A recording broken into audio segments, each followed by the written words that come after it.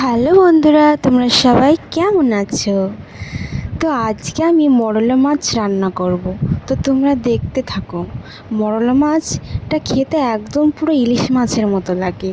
তোমরা কারা কারা এই মাছটি খেয়েছো আমাকে অবশ্যই কমেন্ট করে জানাবে।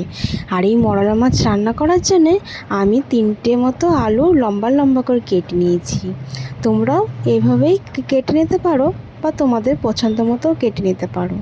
তারপরে আমি আদা রসুন পেঁয়াজ সর্ষে তেল ঝাল গুঁড়ো হলুদ সব কিছু দিয়ে খুব ভালো করে একটা লাল লাল করে একটা মশলা কষিয়ে নিলাম।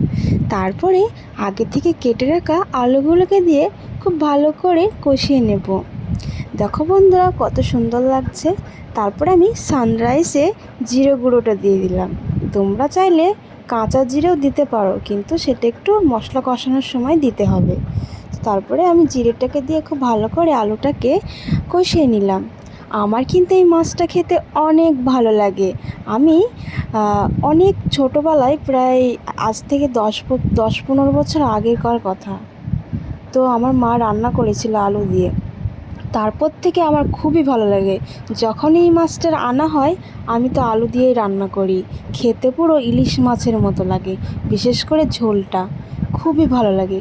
তারপরে আলুগুলো কষানো হয়ে গেলে পরিমাণ মতো ঝোল দিয়ে আলুটা 70% মতো সেদ্ধ হয়ে আসলে আগে থেকে ধুয়ে বাছা রাখা ওই মরলা মাছগুলোকে দিয়ে দিলাম। আচ্ছা, তোমরা এই মাছটিকে কে কী নামে বলো চেনো সেটা আমাকে অবশ্যই কমেন্ট করে জানাবে। দেখো বন্ধুরা কত সুন্দর রান্নাটা হয়ে গেছে, আলুগুলো খুব ভালো করে সেদ্ধ হয়ে গেছে। এবার কিন্তু গরম ভাতের সাথে খাওয়ার জন্য একদম পারফেক্ট। আমি একটু টেস্ট করে নিলাম, জানো বন্ধুরা, রান্নাটা হওয়ার পরে এত ভালো লাগছিল। তারপর দেখো বাটিতে ঢেলে নিয়েছি, এবার সবাই মিলে খেয়ে নেব বাড়িতে। তো আমার এই ভিডিওটা দেখতে তোমাদের কেমন লাগলো বা রেসিপিটা দেখতে কেমন লাগলো তোমাদের, সেটা অবশ্যই আমাকে কমেন্ট করে জানাবে। আর আমার নতুন নতুন রান্নার ভিডিও দেখার জন্য আমার চ্যানেলটি সাবস্ক্রাইব করবে, ফেসবুকে ফলো করবে। আজকের মতো টাটা বন্ধুরা, আমি ততক্ষণ দুপুরে লাঞ্চটা করে নিই। আর তোমরা কী দিয়ে আজকে দুপুরে খেয়েছো সেটা অবশ্যই কমেন্ট করে বলো। আজকের মতো টাটা, আসসালামু আলাইকুম, আল্লাহ হাফিজ।